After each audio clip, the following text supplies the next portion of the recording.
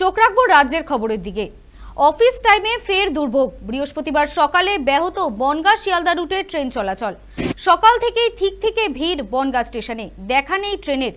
সকাল 7:30টার পর আর কোনো ট্রেন ছাড়েনি বলেই জানা যায়। এদিকে ট্রেনের অপেক্ষায় স্টেশনে ভিড় বেড়েই চলেছে যাত্রীদের, বাড়ে ক্ষোভও। জানা গিয়েছে সিগন্যালের সমস্যার জেরে ট্রেন চলাচল ব্যাহত হয়েছে। সকাল থেকে বৃষ্টির জেরে লাইনে জল জমে গিয়েছে, সমস্যা হচ্ছে সিগন্যালিংয়েরও।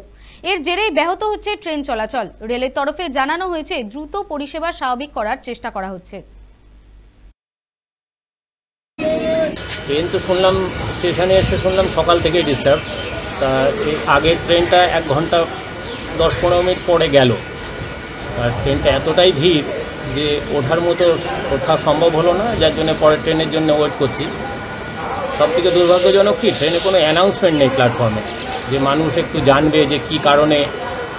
মানুষ বসেই আছে ঘন্টার পর ঘন্টা, কিন্তু কোনো অ্যানাউন্সমেন্টের কোনো বালাই নেই। এখন অফিসে যাওয়ার তো খুব প্রবলেম হয়ে গেল। এখন তো প্রায় 9টা বাজতে চললো। অফিসে খুব চাপের মধ্যে পড়ে যাবো আমরা প্রত্যেকেই।